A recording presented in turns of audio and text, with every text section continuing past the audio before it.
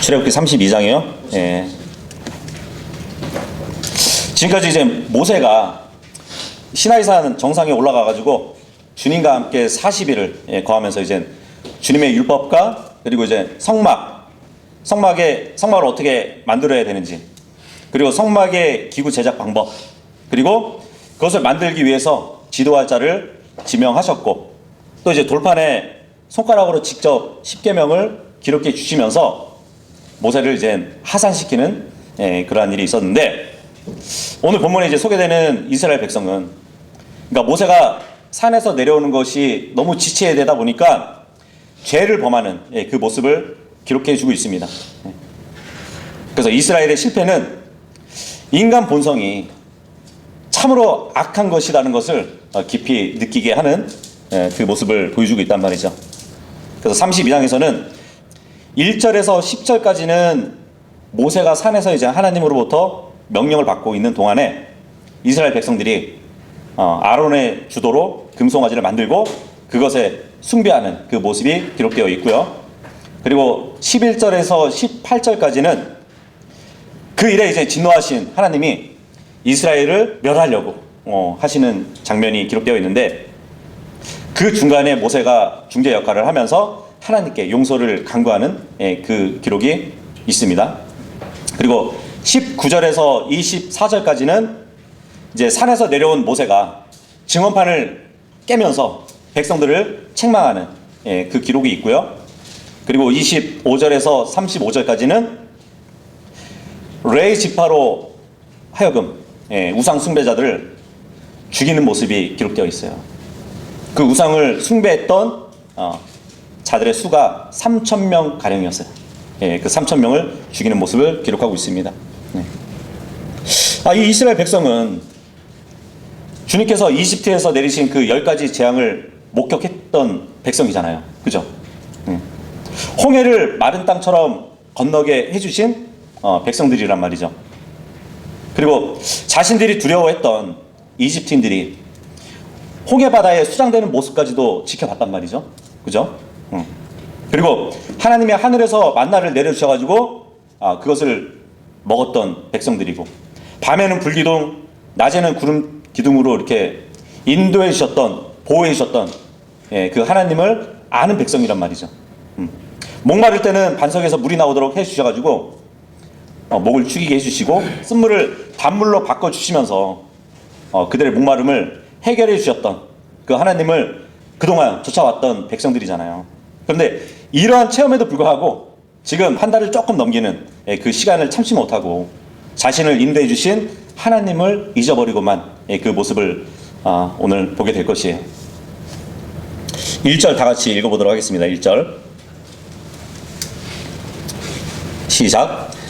그런데 백성이 모세가 산에서 내려오는 것이 지연되는 것을 보았을 때 백성은 스스로 아론에게로 함께 모여 그에게 말하기를, 일어나 우리 앞에 갈 신들을 우리에게 만들어 달라. 이집트 지역에서 우리를 데리고 올라온 남자인 이 모세로 말하자면 우리는 그가 어찌 되었는지 모르기 때문이라 하였더라.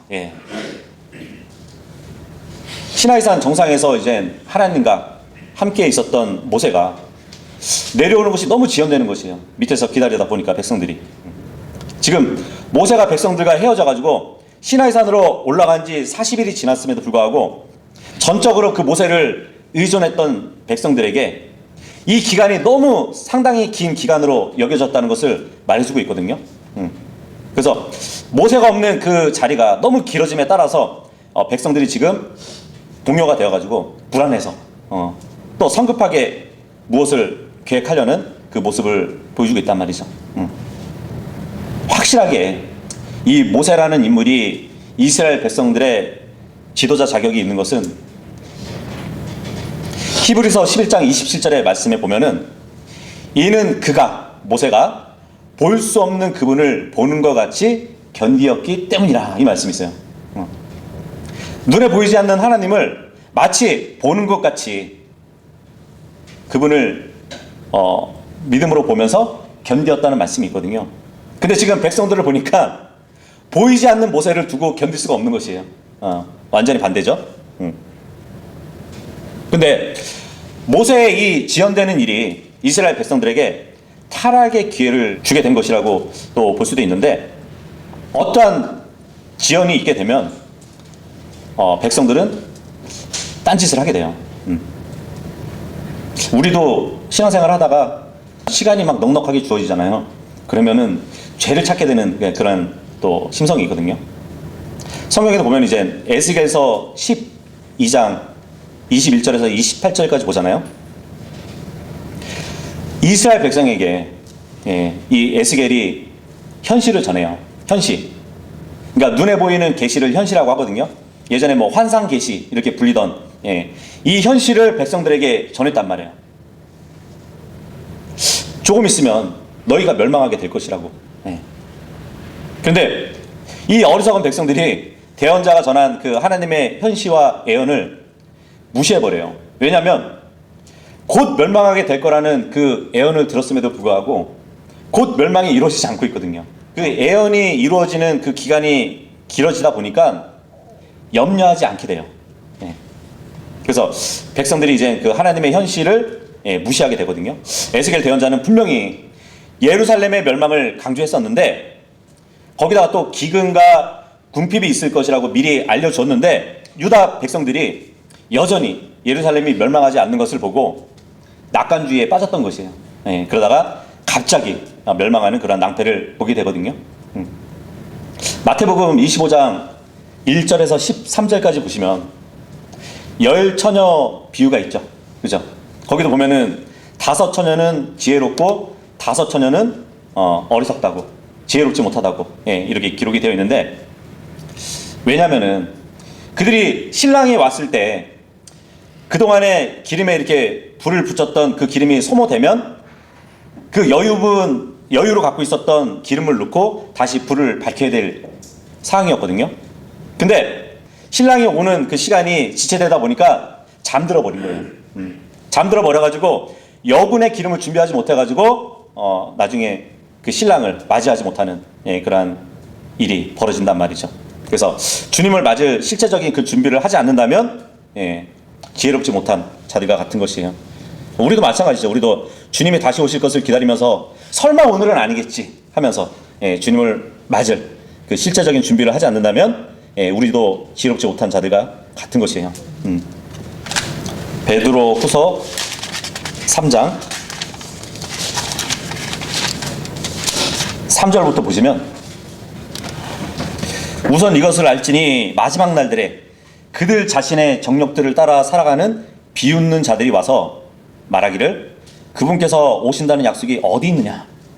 이는 조상들이 잠든 이래로 모든 것들이 창조의 시작부터 그것들이 존재했던 대로 지속되기 때문이라 하리라. 마지막 날들이 이르면 아니 이 땅에 멸망이 온 다음에 지금 그대로 있지 않냐 세상이, 그렇게 이제 비웃는다는 얘기예요. 근데 9절에 보면 주님께서는 어떤 사람들이 더디다고 여기는 것처럼 그분의 약속에 관하여 더디신 것이 아니라 오직 우리를 향하여 오래 참으시어 아무도 멸망하지 아니하고 다만 모두가 회개에 이르기를 원하시는도다. 이 말씀을 하고 있습니다. 그렇죠? 더디신 것이 아니에요. 사람들이 보기에는 더디신 것 같지만 주님이 보시기에는 이 천년도 하루같이 여기시는 분이시잖아요. 그죠? 근데 사람들이 생각하는 것과 다르게 주님은 한 사람이라도 더 회개시키기 위해서 그들을 향해서 오래 참으신다고 말씀해 주고 있는 것이거든요. 믿지 않는 자들은 뭐 주님을 기다리지 않겠죠. 근데 그런 사람들에게는 주님은 도적같이 오게 될 것입니다. 그죠? 근데 우리도 마찬가지예요. 주님이 오실 것을 알지만 우리가 흥청망청 만약에 이 세상에서 산다면 주님은 우리에게 있어서도 도적같이 오실 수도 있기 때문에 우리는 늘 깨어서 준비해야겠죠. 그런데 지금 이스라엘 백성들은 모세가 오는 것이 더디다고 생각을 하면서 백성이 스스로 아론에게 함께 모였다고 기록이 되어 있습니다. 백성들이 스스로 아론에게로 함께 모였다는 이 말씀을 보면 하나님이 빠진 가운데 백성들이 이렇게 모이게 되잖아요. 그러면은 잘못된 것을 구상하게 됩니다.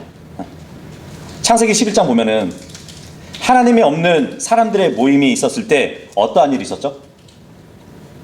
하늘을 닿을 만큼 탑을 쌓자고 그런 생각의 결의를 모았잖아요, 사람들이. 그죠? 주님이 없는 모임은 오히려 주님을 대적할 모임만 할 뿐이에요. 예, 그런 것을 지금 보여주고 있습니다. 그러면서 백성들이 이제 아론에게 얘기하죠. 그에게 말하기를 일어나 우리 앞에 갈 신들을 우리에게 만들어 달라. 예, 그렇게 얘기하고 있습니다. 이 아론이라는 인물도 모세와 함께 출애굽의 역사를 이루었던 인물이잖아요. 그죠? 하나님이 모세의 대변자로 세우셨고, 그리고 모세가 율법을 받으러 산에 올라갔을 때 이 아론을 대리인으로 세워놓고 지명해놓고 백성들과 함께 머물도록 했단 말이죠. 근데 모세가 율법을 받으러 산에 올라갔을 때 이 백성들이 지금 지도 체계를 아론에게 요구하는 모습을 보고 있는 것이에요. 모세는 이제 함을 갖고 이제 아론에게 우리를 지도해 달라고 지금 요구하는 모습을 보는 것이거든요. 그냥 요구뿐만 아니라 우리에게 앞서 인도할 신들을 만들어 달래요. 예. 이 아론의 입장은 어땠을까요? 타협을 안 할 수 없는 그러한 지경에 이룬 것이거든요. 우리 앞에 갈 신들을 우리에게 만들어 달라고 그럽니다. 예. 그러니까 백성들이 요구한 것이 뭐냐면 눈에 보이는 신이었어요. 예. 그죠? 그동안에 이젠 그들을 앞서갔던 게 뭐냐면 구름 기둥하고 불 기둥이었잖아요. 그죠? 근데 그것은 하나님 자체는 아니었고 하나님의 영광이었을 뿐이었죠. 그런데 오랜 기간 동안에 이제 이집트 생활을 해왔던 이 백성들이 눈에 보이는 우상들만 접했었잖아요. 예. 그러다 보니까 우리 눈에 보이는 신들을 만들어 달라고 지금 얘기하고 있거든요. 그래서 눈에 보이지 않는 하나님에 대해서는 정말 생각이 미치지 못한 것을 볼 수 있습니다. 그들은 보아야만 믿는다고 믿음의 수준을 지금 보여주고 있거든요. 물론 요한복음 20장 29절에 보면은 도마가 이제 그런 믿음을 갖고 있었죠. 그죠? 보여달라고, 그럼 믿겠다고. 근데 여기 보니까 우리 앞에 갈 신들을 우리에게 만들어 달라고 지금 백성들이 요구하고 있거든요. 신들. 지금 여기 본문에 쓰인 이 신들을 히브리어로 보면 이제 엘로힘이에요. 엘로힘은 복수형이거든요. 복수형. 그렇기 때문에 신들 이렇게 얘기를 하는 겁니다. 이것은 이제 백성들이 이집트에 있을 때 이집트인들이 다신교를 섬겼단 말이에요. 여러 신들을 섬겼기 때문에 지금 그런 신들을 우리에게 만들어 달라고 말을 하는 것이에요. 또 이어서 이제 얘기합니다. 이집트 지역에서 우리를 데리고 올라왔던 남자인 이 모세로 말하자면 이렇게 얘기를 하고 있는데, 지금 이스라엘 백성들은 자신들을 구원한 사람이 하나님이 아니라 지금 모세라고 생각하고 있네. 그죠? 정말 그럴까요? 정말 모세가 이 백성들을 이집트에서 데리고 나왔나요? 아니잖아요. 모세가 6월절 밤에 그들을 구원하지 않았잖아요. 그죠? 정말 모세가 홍해를 막 마른 땅이 되게 했나요? 모세가 하늘에서 만나를 내리게 했나요? 그러니까 하나님은 눈에 보이지 않지만 모세는 자신들이 직접 대면했기 때문에 지금 모세가 자신들을 인도해냈다고 지금 생각하는 것 같아요. 그래서 이집트 지역에서 우리를 데리고 나온 모세라고 지금 얘기를 하고 있습니다. 그러니까 이것은 백성들이 하나님과의 신앙이 견고하지 못하다는 것을 또 입증해 주고 있다고 볼 수 있겠죠. 왜냐하면 백성들을 인도하신 분이 모세가 아니라 아브라함과 언약 관계를 맺으신 그 하나님이셨잖아요. 모세는 단지 그냥 사역에 쓰여진 하나님의 도구에 불과했단 말이죠. 그래서 오늘날에도 보면은 뭐 어떤 능력 있는 무슨 목사, 능력 있는 어떤 지도자 이렇게 따르는 것은 숭배의 대상이 될 수 있기 때문에 굉장히 위험한 것이에요. 그래서 그런 것은 당연히 이제 경계해야 되겠죠. 근데 백성들이 지금 얘기를 합니다. 그 모세가 어찌 되었는지 우리는 모르기 때문에 아론, 당신이 우리를 지도해주고 우리의 앞서 인도해주실 신들을 만들어 달라고 얘기하고 있는 것이에요. 모세가 이 시나이산, 그러니까 굉장히 이제 황량하고 돌이 가득한 이 산인데 40일이 지났기 때문에 지금 백성들은 아마 모세의 어떤 신변에 사고가 있지 않았을까, 이렇게 생각을 했던 것 같습니다. 2절 읽겠습니다. 시작. 그러자 아론이 그들에게 말하기를 금 귀고리들을 빼내라. 곧 너희의 아내들과 너희의 아들들과 너희의 딸들의 귀에 달려있는 것들이니 그것들을 나에게 가져오라 하였더라. 예. 이렇게 첫 번째 타협을 하게 된 아론을 보게 되는데, 첫 번째 타협을 하게 되잖아요. 예, 그러면은 돌이킬 수 없게 돼요. 그죠? 그래서 지금 금 귀고리들을 지금 모으고 있는데, 이 금 귀고리들, 그러니까 이런 폐물들은 이집트에서 백성들이 이집트인들한테 빌린 것들이라고 성경에 말씀해 주고 있습니다. 그래서 이 빌렸던 이 폐물들은 어디에 쓰이려고 하나님이 이제 빌리라고 하셨냐면, 성막의 기구를 만들기 위해서 하나님이 명령을 하셨던 거거든요. 근데 지금 백성들은 오히려 우상을 만드는데 사용하고 있는 모습을 지금 보고 있는 것이에요. 그죠? 그러니까 지금 아론은 신들을 만들어 달라는 그 백성들의 요구를 정면으로 거부하지 못하고 있는 것이에요. 그러니까 어떤 분들은 이제 그렇게 또 해석도 하시더라고요. 진짜 만들려고 해물을 가져오라고 한 것이 아니라, 이 백성들이 금의 애착심을 갖고 있다면 아마 주지 않겠지 하는 마음으로 달라고 그렇게 했다고 해석하시는 분들도 있어요. 여성들은 특히 그렇잖아요. 뭐 금, 은, 보석 이런 거에 애착심을 많이 갖잖아요. 그런 장신구에. 그래서 이런 아론의 계책이 있었다고, 예, 그렇게 말하는 분도 있다는 것이죠. 뭐 만약 그렇다 할지라도 아론의 그러한 얄팍한 계략에도 백성들은 지금 의의 행동을 여지없이 하고 있는 것을 보여주고 있습니다. 4절 읽겠습니다. 시작. 그러자 그가 그들의 손에서 그것들을 받았으며 그가 그것으로 주조된 송아지 하나를 만든 뒤에 조각 도구로 그것의 모양을 내었더라. 이에 그들이 말하기를 오 이스라엘아, 이것들이 너를 이집트 지역에서 데리고 올라온 너의 신들이라 하였더라. 예. 결국은 그 금들을 모아가지고, 예, 송아지 한 마리를 만들었다고 하네요. 주조된 송아지 하나를 만들었대요. 주조된 송아지. 그러니까 당시에 이제 이집트에서는 황소신을 섬겼거든요. 아피스라는. 물론 그것을 비롯해가지고 뭐 인간의 모습을 가졌던 프타신이 있고요. 그리고 오시리스, 또 악어 머리의 형상을 가진 소보크, 예, 그리고 매 머리를 가졌던 호루스, 그리고 순양의 머리를 가졌던 아문, 예, 이러한 신들을 만들어 가지고 섬겼단 말이에요. 이집트에서는. 뭐 그 외에도 뭐 태양, 그리고 나일강도 우상으로, 예, 자연의 우상으로 숭배하기도 했습니다. 근데 지금 여기서 이스라엘 백성들이 만든 송아지 형상은 이집트에서 섬겼던 우상 아피스를 지금 본뜬 것으로 보여져요. 처음으로 우상을 만든 것이 금송아지 모양이잖아요. 근데 이 금송아지 모양을 만든 이후로도, 그러니까 이스라엘 백성들이 이스라엘에서 우상을 섬길 때는 이 송아지를 계속적으로 이렇게 만드는 모습을 보여주거든요. 열왕기상 12장 28절에 보면 솔로몬을 이었던 왕이 르호보암이었어요. 그 예루살렘에 수도를 두고 유다를 다스렸죠. 근데 그 다른 왕이 있었죠. 분열된 왕 여로보암 왕이 있었는데, 이 여로보암은 세겜 땅을 이제 북왕국의 수도로 삼고 그 도시를 이제 요새로 만들었었어요. 그래서 왕국에 필요한 적절한 그런 군사적인 요충지로 마련해가지고 어느 정도 왕국의 기틀을 딱 잡고 나서 고민이 하나 생긴 거예요. 종교 중심지에 문제가 생겼던 것이에요. 왜냐하면 이 이스라엘 왕국이 10지파하고 2지파로 나눠졌잖아요. 그런데 성전은 어디 있었냐면 예루살렘에 있었단 말이에요. 2지파가 있는 그 왕국에.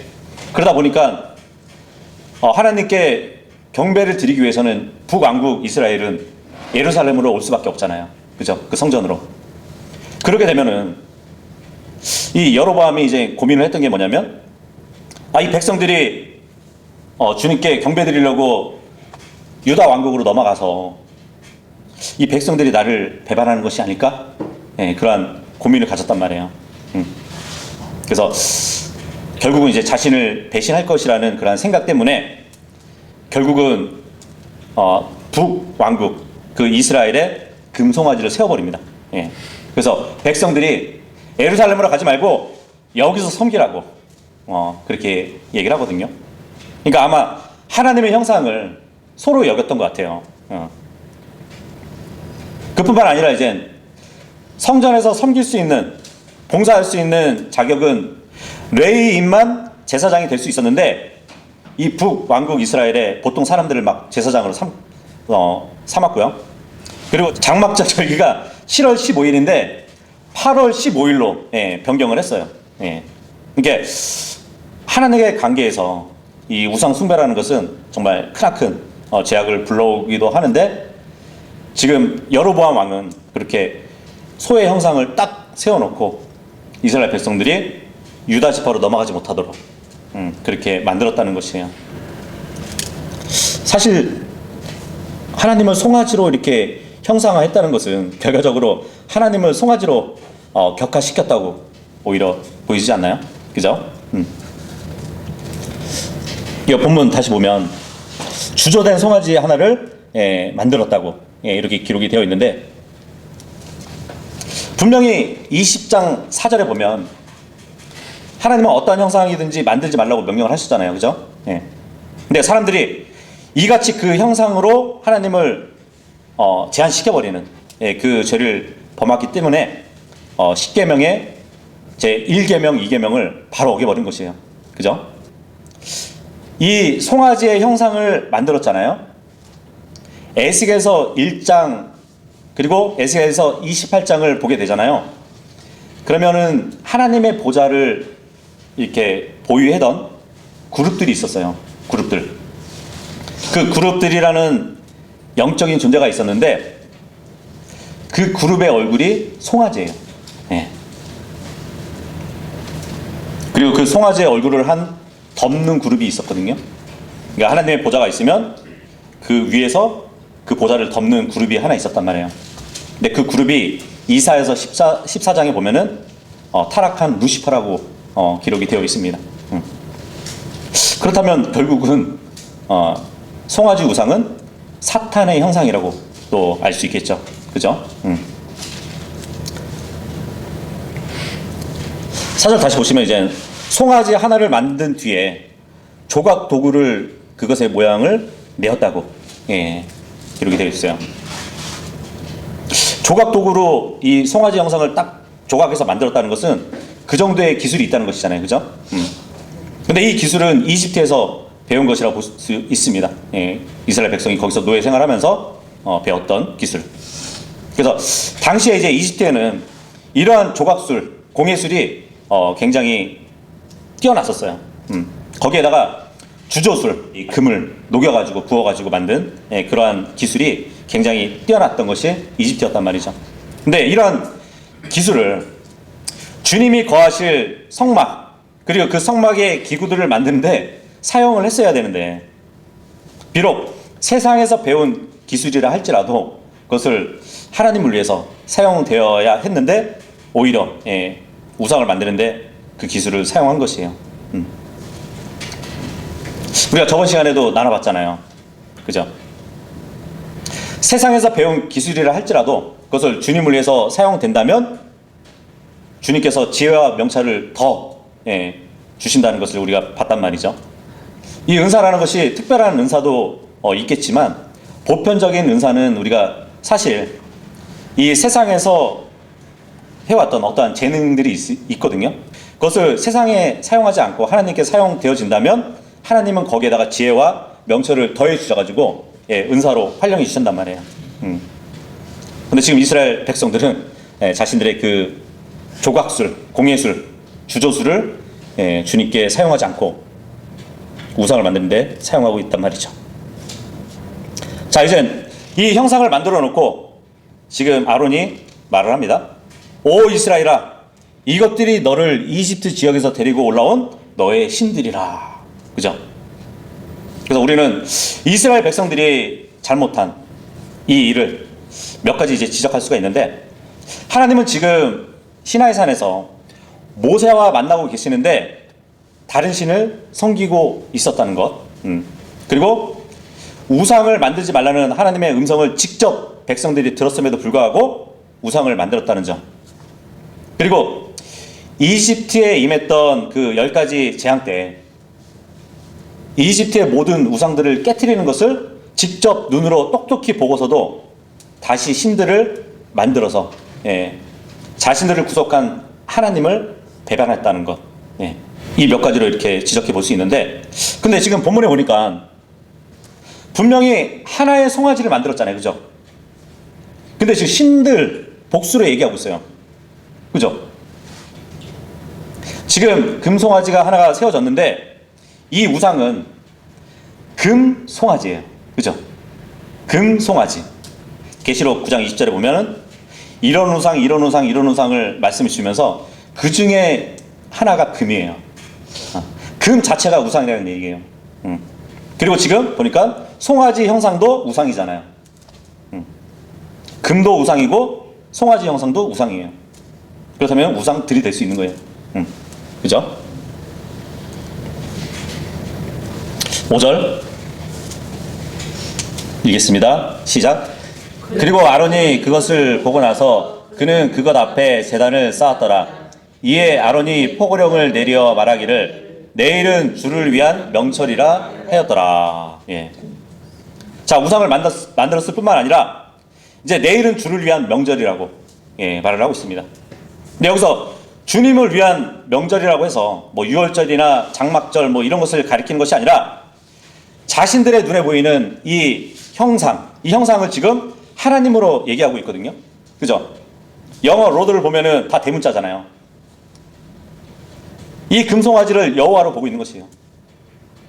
그래서 그 주를 위한 축제의 날을 내일로 정한 것이에요.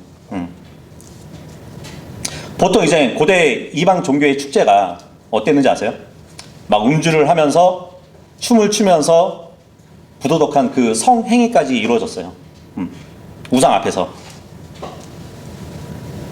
근데 이집트 생활에서도 익히 그러한 우상 숭배의 모습을 보았던 이스라엘 백성들이 그와 같은 축제를 열 것을 지금 약속하고 있는 것이거든요.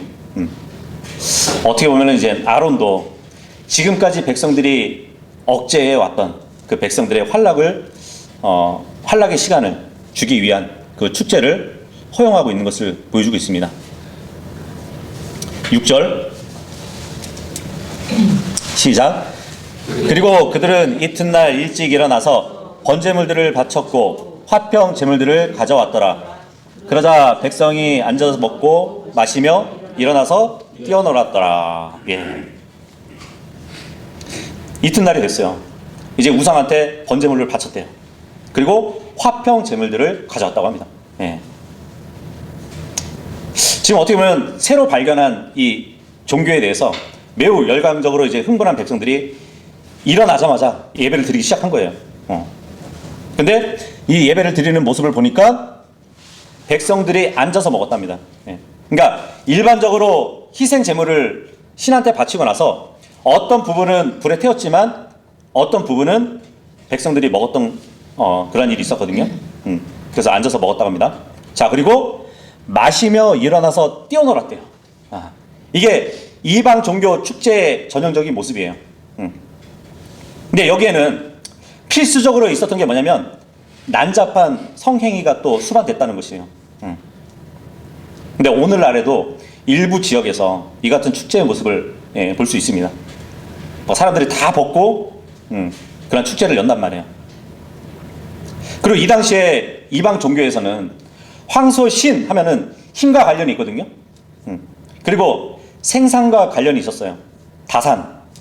그래서 그 소 형상 앞에서 뛰노는 것, 힘차게 뛰노는 것, 그리고 거기서 성적인 행위를 한 것, 다산을 상징한단 말이에요. 이것이 바로 이 송아지를 섬기는 그 모습이었습니다. 7절 읽겠습니다. 시작. 이에 주께서 모세에게 이같이 말씀하셨느니라. 가라, 너는 내려가라. 이는 네가 이집트 지역에서 데리고 나온 너의 백성이 스스로 부패하였기 때문이라. 예. 이 말씀을 잘 보세요. 분명히 출애굽기 3장 7절을 보면 하나님은 이스라엘 백성을 가리켜가지고 내 백성이라고 그랬거든요. 예. 근데 여기서는 너의 백성이래요. 모세의 백성이라고 부르고 있어요. 이게 무슨 의미일까요? 하나님은 백성들과 언약을 맺었는데 일방적으로 지금 파기해 버리시는 거예요. 예. 그러니까 하나님의 백성이라는 그 자격이 상실되었다는 것을 말해주고 있는 것이거든요. 그러니까 하나님이 이스라엘을 버렸다는 얘기잖아요. 그죠? 하나님의 성품 중에 하나가 뭐가 있냐면 죄에 대해서는 분노하시는 것이에요. 하나님은 죄를 미워하시기 때문에. 지금 모세는 산에서 내려가는 지점인데 산 아래의 지점에서 무슨 일이 일어나는지 지금 멀리 떨어져 있기 때문에 알지 못하고 지금 내려가고 있는 중일 것입니다. 근데 하나님이 말씀해 주고 있는 것이에요. 아무리 멀리 있어도 그 백성들을 볼 수 있으시기 때문에 너의 백성이 스스로 부패했다고. 네. 자, 그런데 부패했다. 이 말씀도 참 보면은 6절에 의하면 우상 숭배의 모습이 앉아서 먹고 마시고 일어나서 뛰노는 축제였다고 말씀드렸죠. 축제 하면은 페스티벌이잖아요. 그죠? 페스티벌. 페스트 바알에서 유래된 것이에요. 페스트 하면은 부패와 관련이 있는 것이에요. 부패. 바알 하면 뭐죠? 바알신 알죠? 소의 형상을 가진 신이란 말이에요. 그러니까 우상 숭배로부터 부패되었다는 것을 지금 표현해 주고 있는 것입니다. 8절하고 9절 읽겠습니다. 시작. 그들은 내가 그들에게 명령한 길에서 급속하게 벗어났느니라. 그들이 자신들을 위하여 주조된 송아지 하나를 만들어 그것을 경배하였는데 그것에게 희생 제물을 주어 말하기를 오 이스라엘아 이것들이 너를 이집트 지역에서 데리고 올라온 너의 신들이라 하였더라. 이어서 주께서 모세에게 이같이 말씀하셨느니라. 내가 이 백성을 보아왔으나 보라 고개가 뻣뻣하게 된 백성이로다. 예. 불과 한 달 이전에 백성들은 하나님과 엄숙한 언약 관계를 맺었잖아요. 그죠? 그분에게 순종할 것을 스스로 맹세했단 말이에요. 근데 지금 그 언약이 깨지는 모습을 보고 있거든요. 그죠?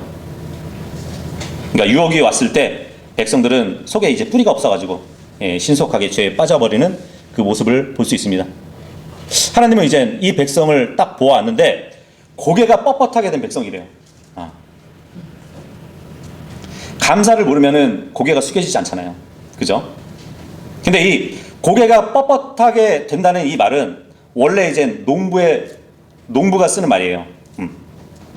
소나 말을 잘 안 듣잖아요. 농부의 말을 잘 안 들을 때 표현하는 말이 이거거든요. 그러니까 성경에서 고집이 센 악한 상태를 가리킬 때 사용되는 관용어인데 하나님의 뜻을 거역하고 하나님께 이제 감사를 드리지 못하는 이 백성들, 하나님의 은혜를 모르는 이 백성들에게 지금 뻣뻣한 소나 말처럼 지금 표현을 하고 있는 것이에요.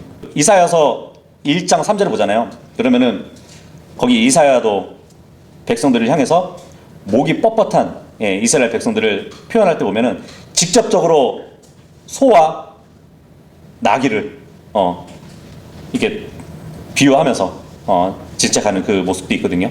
그러니까 소, 나귀, 말 이들이 농부의 말을 듣지 않고 뻣뻣하게 있을 때 그때 표현하는 말인데 이스라엘 백성이 지금 그렇다는 얘기예요. 하나님이 볼 때 10절하고 11절 읽겠습니다. 시작. 그러므로 이제 나를 내버려 두어 그들을 대적하여 나의 진노가 뜨거워지게 하고 내가 그들을 소멸하게 하라. 그런 다음에 내가 너로부터 위대한 민족들을 만들겠노라. 그러자 모세가 주 그의 하나님께 간청하여 이같이 말씀드렸더라. 주여, 어찌하여 당신께서 위대한 권능으로 또 막강한 손으로 이집트 지역에서 데리고 나오신 백성을 대적하여 당신의 진노가 뜨거워지셨나이까. 예. 지금 모세가 이제 하나님에 대해서 항변을 하고 있습니다. 예. 그러니까 하나님에게 있어서 이스라엘은 여전히 하나님의 백성이고 내 백성은 아니라고 지금 항변하고 있는 것이거든요. 비록 백성들이 범죄를 했지만 주님의 백성이라고 주장하고 있는 것이에요. 7절에 보니까 하나님은 내 백성이 아니고 모세 너의 백성이라고 그렇게 말을 했잖아요. 근데 반대로 지금 얘기하고 있는 것이에요. 모세는 내 백성이 아니고 하나님의 백성이라고. 하나님은 이 백성들을 위해서 많은 일을 해주지 않으셨습니까? 하나님이 지금 이 백성들을 거절하신다면 하나님의 계획이 실패했다는 것을 인정하는 것이 아니라고 그렇게 지금 항변을 하고 있거든요. 모세가 첫 번째 간청을 하고 있는 것이 뭐냐면 하나님은 자신의 명예 때문에 이런 일을 하시면 안 된다. 그렇게 중재를 하고 있는 모습을 보고 있습니다. 12절 읽겠습니다. 시작. 어찌 이집트인들이 이야기하기를 이는 그가 위해를 가하려고 그들을 데리고 나와 산들 속에서 그들을 살해하였고 땅의 표면으로부터 그들을 소멸시켰기 때문이라 하고 말해야 하나이까. 당신의 맹렬한 진노에서 돌이키시고 당신의 백성을 대적하여 내리시려는 이 해악에 관하여 돌이켜 주옵소서. 예. 아니 주님이 그러니까 지금 모세가 중재하면서 주님께 이제 간청하는데 하나님의 백성을 이집트에서 불러내신 것은 하나님께 희생물을 드리도록 광야로 인도하신 것이 아니냐고. 그런데 하나님께 희생물을 드려야 할 백성들이 오히려 하나님의 희생물이 된다 그러면 이집트인들에게 비난의 화살이 있지 않겠냐고. 예, 그러한 논리를 지금 피고 있는 것이 그죠? 13절 시작. 당신의 종들인 아브라함과 이삭과 이스라엘을 기억하옵소서.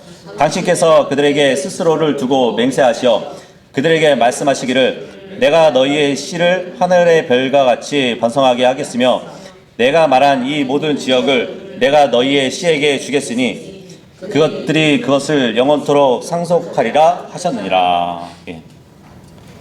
또 이제 모세가 얘기하는 것이에요. 그동안에 언약을 맺으신 이 이스라엘의 3대 족장들의 약속들을 기억하시라고. 근데 만약 하나님이 그 언약에 따른 후손들, 이 이스라엘 백성들에게 진노하셔가지고 멸망시키신다면 결과적으로 그들의 약속을 하나님이 깨뜨리시는 거 아니냐. 예. 지금 하나님을 지적하면서 하나님께 호소하는 모세를 보게 됩니다. 자, 이 모세의 중재에 따라서 하나님이 어떠한 모습을 보여주시는지 14절 읽겠습니다. 시작. 그러자 주께서 그분의 백성에게 향하기로 작정하신 그 해악에 관하여 돌이키셨더라. 예. 그러니까 주님은 결국 멸하시려고 했던 그 마음에서 돌이키심을 지금 보게 됩니다. 그러니까 이스라엘을 구원해 놓으시고 다시 멸망시킬 수 없다는 것. 그리고 자기 백성들을 멸망시키면 이방인들에게 놀림감이 될 수 있다는 것. 그리고 이스라엘의 조상들에게 약속하신 그 약속을 지켜야 한다는 것. 요 세 가지의 명분을 들어서 지금 중보를 한 그 모세의 말에 주님께서 뜻을 돌이키신 것을 보게 됩니다. 우리가 하나님의 속성을 보면 하나님은 분명히 어떠한 동기와 목적에 있어서 약속하셨으면 변치 않으신다는 분이라는 것을 우리는 잘 알고 있잖아요. 그죠? 근데 뜻을 돌이키는 주님을 지금 우리가 보게 되는 것이에요. 지금 본문에서 이제 주님이 자신의 결정을 돌이킬 수 있도록 확신을 준 것은 그러한 신실한 중재자, 모세가 있었다는 것을 또 우리가 볼 수 있죠. 그죠? 그래서 결국 주님은 모세의 그 간청을 들으시고 정말 그 모세가 이기심이 없이 정말 백성들을 위해서 정말 중보하는 그 모습을 보고 기뻐하시고 이렇게 뜻을 돌이켜 주신 것으로 보여집니다. 정말 이스라엘은 큰 기적으로 이집트에서 건져냄을 받았잖아요. 그죠? 그리고 시나이 산에서 하나님을 만났고 거기서 하나님께 순종하기로 엄숙히 맹세를 했단 말이에요. 근데 만약에 하나님이 그들을 치셨으면 그 모든 것들이 다 물거품이 되어버렸을 것입니다. 그렇게 되면 이제 이스라엘은 완전히 실패하게 된 것이고 소망을 잃어버리게 될 것이었지만 이스라엘의 목자로 모세가 직접 하나님께 나아가서 이렇게 중보를 해준 내용을 보면은 마치 그리스도의 재림이 지연된다고 이 성도들이 신앙이 느슨해졌을 때, 그죠? 그때 하나님의 징계가 이를 쯤에 되어서 그리스도께서 하나님께 나아가서 중보하는 그 모습을 또 그려주기도 하죠. 정말 성도들의 문제가 있다면 주님께서 오신다는 것이 늦어진다고 생각해서 깨어있지 않고 한눈을 팔 수 있다는 것이에요. 그래서 우리는 주님이 언제 오실지는 모르지만 주님께서 약속하신 대로 이 세상에 반드시 오실 것이에요. 그러니까 우리는 항상 깨어서 주님의 말씀대로 살아가는 모두가 될 수 있기를 바라겠습니다.